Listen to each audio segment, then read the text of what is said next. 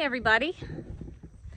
Hope everybody is doing well on this Monday afternoon, Monday evening. It is Monday evening now. So back to the homestead stuff as promised.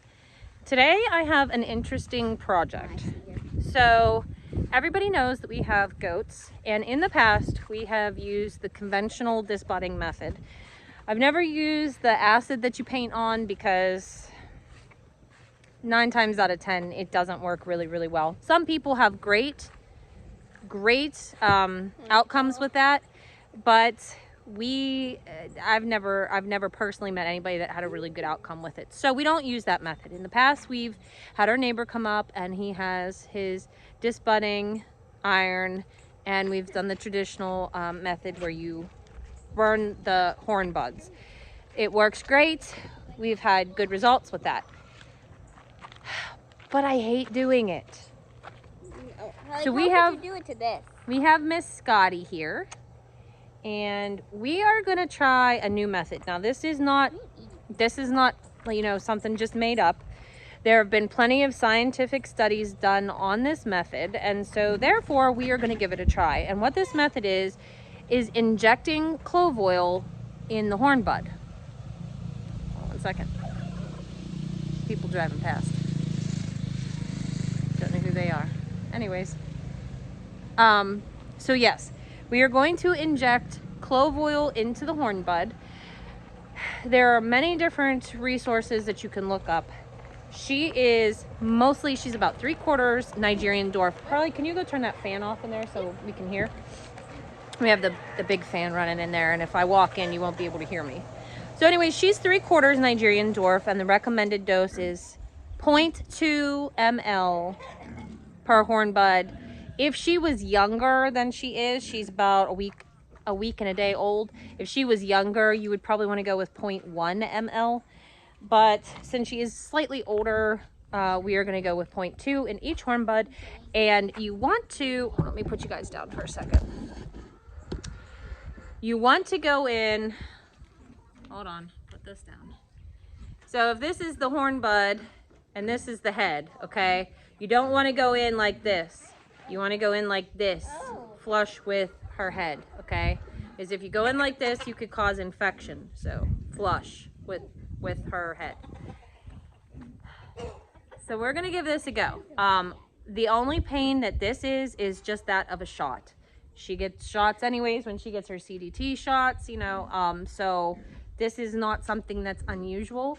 The clove bud is the clove oil is instantly numbing.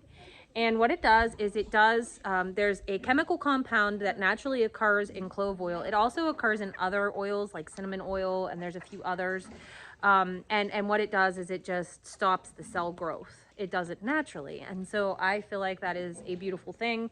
I'm a huge proponent of essential oils. I absolutely love using natural remedies when possible. So this just seems like...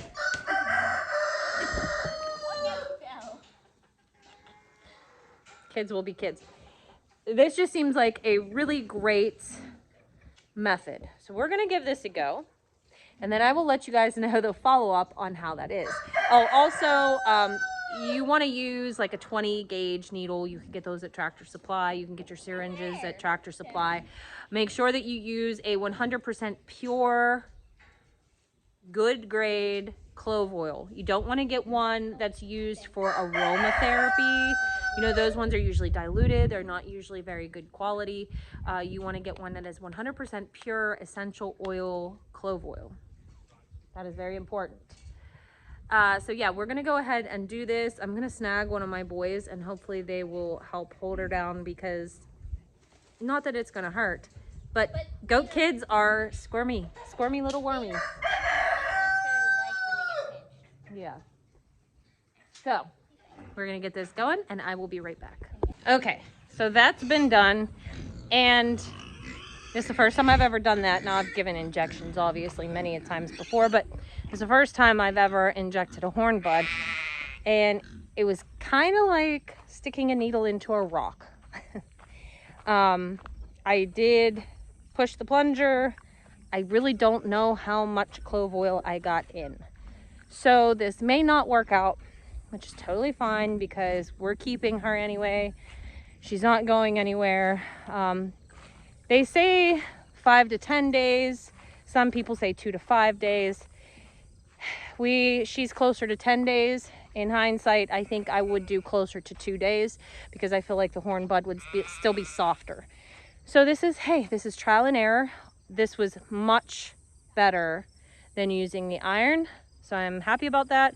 This is kind of an experiment. If she ends up keeping her horns, then that's fine. That's fine. It's fine with me. But I would like to see if this works for the future because, like I said, I hate using the iron. I just don't love it.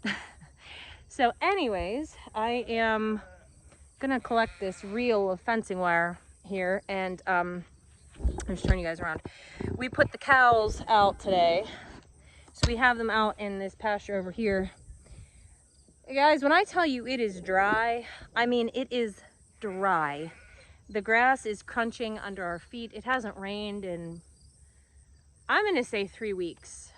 We might have had a misting like they do at the vegetables in the supermarket, you know, maybe a little bit of a mist, but that's been about it. And hopefully it's gonna storm tonight. I keep my fingers crossed, but everything is dry. And I mean, there's no forage for any of these animals to eat right now because everything's so crunchy.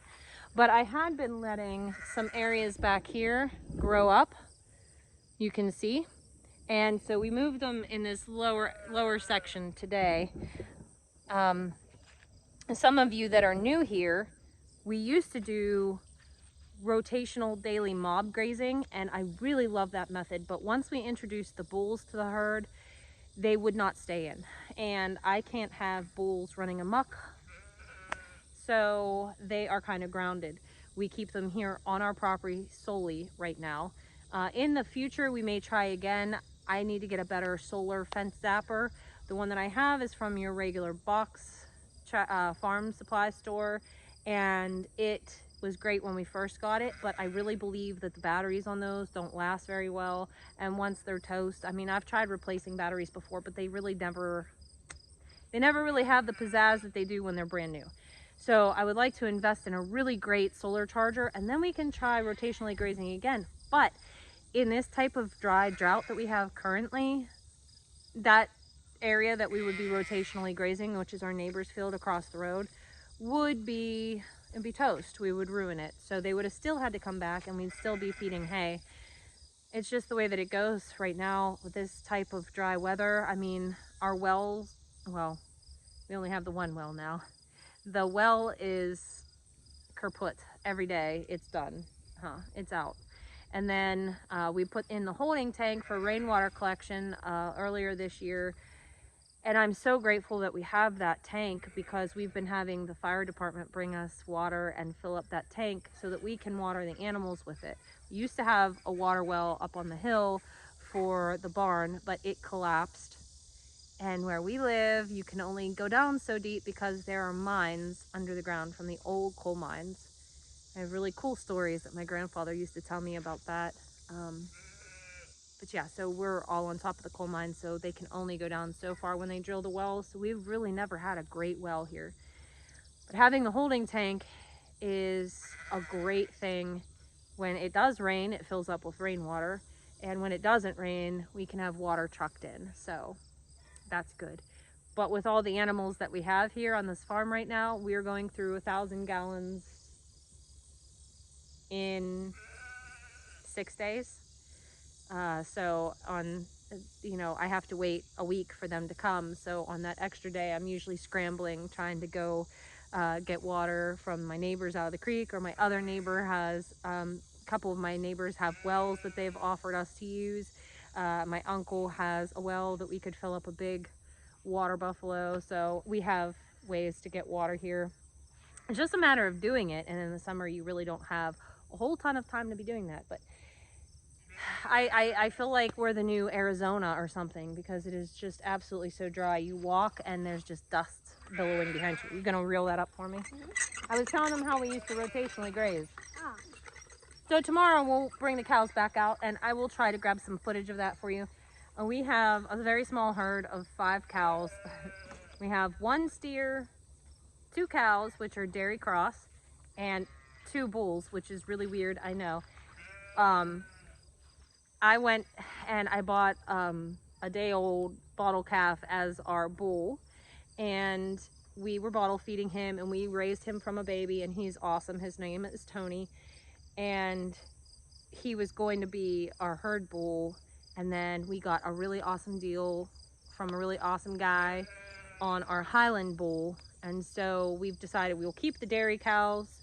Eventually we want to go into the Highland breed more in depth, hopefully, and so having the 2 bulls will be fine, because then we have an outcross for any heifers that we may keep.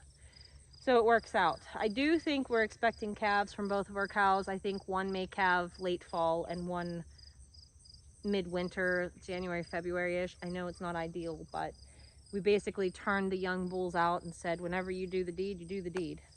So we are looking forward to our own dairy. I'm really looking forward to that. We do have our dairy goats right now, of course, that we get all of our milk from. So that's a benefit. We have been making the Chev cheese, which is awesome, but I am looking forward to the cow's milk because we want to make butter. We're going to use the cream for half and half for our coffee. Just so many opportunities with good cow's milk. So we're definitely looking forward to that. Plus all the cheeses. We're cheese connoisseurs here. We like cheese. That's what we do, huh? I blue coated myself somehow. I'm terrible at that. She sprayed some blue coat on Scotty's horn buds just to make sure that there's, you know, it's an antiseptic spray she got herself. So she'll have a purple thumb for a couple days. So we're just gonna come up here and we're gonna cover up the hay wagon. So in the barn, we don't have a ton of hay storage area. We have enough room for probably 300 bales. If we really, really, really stuffed it full into the alleyway, probably 400 bales. Well, I need like 1,200 bales to get me through the year. So we have one of our loads of hay that we made is stacked on this hay wagon. We had some really crazy wind whip through earlier. So where we live, it's not unusual to have crazy wind come through here. We live on the top of a bald hill, which is one of the higher elevations in the area, and so when it whips, it's unreal. I mean, when people say, oh, we're gonna have 40-mile-an-hour winds tonight, that's crazy. I'm like, that's a gentle breeze. We get that daily. So anyways, it whipped the tarp off, so I'm gonna go ahead and re-bungee that, and we will be right back.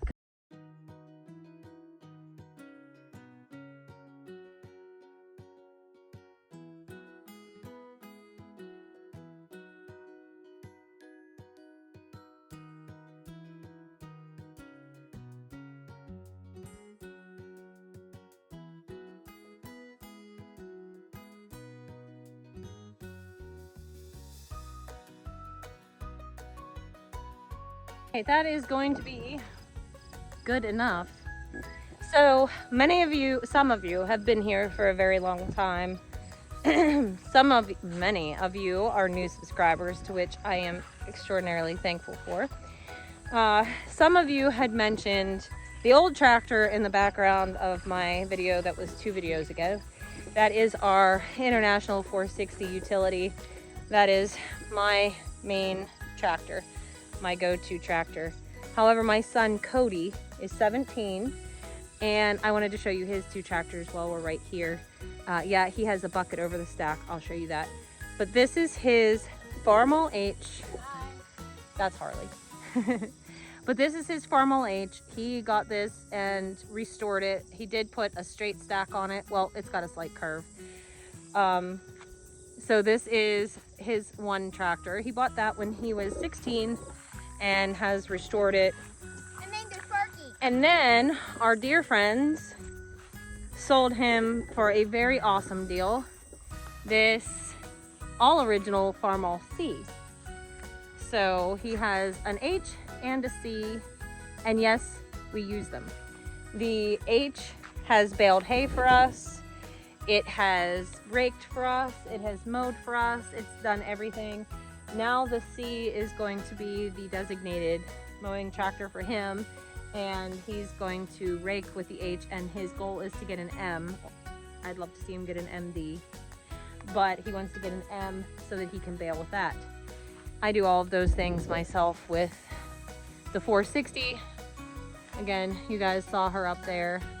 I call her Big Booty Bertha because she's a utility and she's short and squatty and got a wide back end. But that is her, and she's given me a lot of trouble over the years, but we finally have her running good. We run a New Holland Hayliner 69. Yes? 69. Yes. I don't know. Super 69 as our baler, and I have a New Holland Haybine, which I love, but I really think it's a bit much. I really think it's a bit much for my tractor. Simple sickle bar. Well, it wouldn't be a bit much if we lived on a flat piece of land, but where we live and where we farm, my grandfather always used to say he had 116 acres, but if it was flat, he'd have 10. Yeah, our house has really good. Yeah, our hills are obnoxious. So the haybine on that 460 is, the 460 has the horsepower to run it all day long, but the haybine's heavy, and when I'm going up some of those hills, it does like to kind of drag a little bit. Although I've gotten better mowing in with it this year. Everything's a learning curve, and I have gotten a little bit better with it, making sure it's not digging in and it's sitting on the skid plates there, right? But it's still a lot.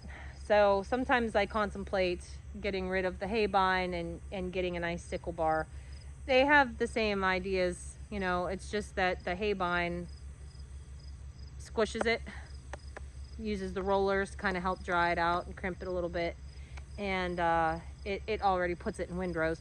For me, that's a moot point because we have a rake. I don't have a tedder right now, so that really does not benefit me at going into windrows because I have to rake it twice. One more thing about that, I noticed the haybine, for some reason, the hay bales are actually stuck together. No. That's the sickle bar? That's not the sickle bar. That's not the haybine either. That is because the knives on the plunger of our baler need sharpened. Okay. It's not cutting the grass long enough. Yeah. I know, they're stuck together. Or short enough. It's not cutting it short enough. Anyways, we're gonna come down here and start working on barn work. Look, she's perfectly fine. There's Cinch waiting for us. Look at her, look at her. Hi, Scotty. Scotty's running up the driveway. She couldn't care less that she just had needles poked into her horn buds. Like, she doesn't even know it happened. Scotty, don't go in with Cinch. She goes in with him all the time. Hey! He thinks that's a mini-me. Yo! She looks funny now that she has a purple spot on her head. I'm terrible at It's it. all right. Yeah. Hey! She's super, super cute. Okay. Do not mind my pile of T-posts. Those are getting put in, and the tires. The boys were using the tires when they took the bucket off the mini skid to sit it on the ground so that they could get some measurements and stuff. So I have to get rid of those apparently. Never ends. All right. We're in the barn and I have to clean stalls, and Cody will come down to feed. Harley's gonna do hay. Chase will come do hay. We'll have to collect eggs. Oh, and we probably should milk tonight.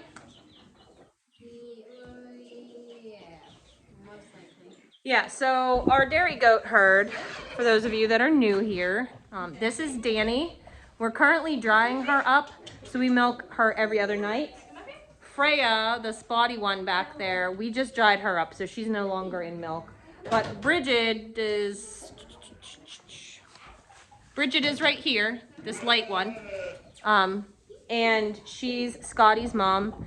And we have not started kid sharing yet, so we're only milking her every other day. What happens is we will end up kid sharing, which means that we will take Scotty and put her in a crate overnight, like a nice big dog kennel, so she'll have room to move around and everything. But we'll put her in the dog kennel overnight, and then we will milk in the morning, and then we will let Scotty out with her mom all day long, and then continue the process. So every morning we'll milk. So we just share. We share the milk, and there's more than enough for the both of us, I promise. It doesn't hinder any growth or anything with the baby.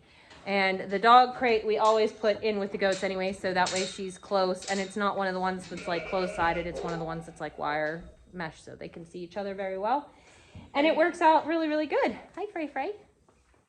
You could probably also put Scotty in with too. I could put Scotty in with Tyr. Yeah, I could do that. It probably would help him come around. Tyr is our new Nigerian dwarf buckling, and with all the craziness that's happened over the weekend, I really haven't introduced everybody to him quite well enough. He's pretty, I don't want to say timid, but he's not used to being handled. So he is in a small area with the goats, so he could see them and be with them, but he's in a small area that's like quarantined, so they can't get to him and he can't get to them. And that way we can get in there and handle him so he becomes friendly, because since he is a buck, there's two in there. Since he is a buck and we're going to use him for breeding, we want to make sure we make him super friendly. We have Thor, who is, he's a puppy dog. We love Thor immensely. He was born here. When was he born? February. Yeah. That's okay. Thor is right there. Right there, little buddy, he is. He's getting big. He is half Nubian, half La Mancha. And so he has the little, we call them sippy cup ears. La Mancha goats don't have ears. They're naturally born with nothing, really. And so when you breed them on a goat that has ears, sometimes you get ears. And sometimes you get these, we call them sippy cup ears. He's heavy. He is getting heavy. See how they look? They look like little sippy cups, don't they? They look like little sippy cups. Yes, go down. Yeah, put him down. He's gotten big. Oh, Scotty wants to say hi. She's going to show you her little purple hat. Oh, yeah. She's got purple blue coat on there because one of them bled a little bit where I jabbed it with the needle, but she's fine. Say hi. Say hi. Do I get kisses? You mad at me? Oh, my God. Well, you got a cute face for. Got kisses? Thank you. All right, guys. I got to stop messing around and get this barn work done, or it's never going to get done. Actually, before I get my stalls clean, oh, move. Before I get my stalls clean, I have to take the mini skid and the grapple bucket up because we bought grain tonight at Rural King, and I have to go unload it. So having the mini skid and the grapple bucket is like a game changer, and I'll show you.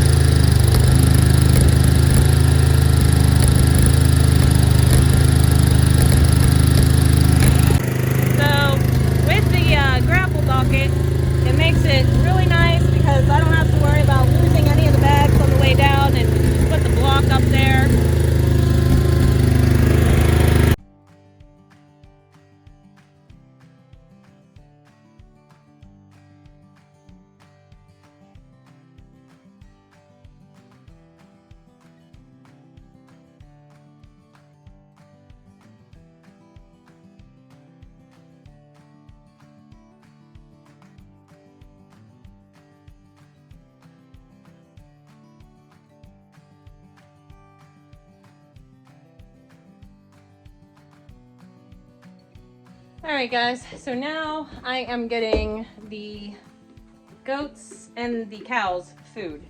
And Cody already did the pigs and he did the horses, and I gave the sheep, I give them a block. It's a sheep block. It has fat and protein, and it has a bunch of vitamins and minerals in it too. They get free choice hay.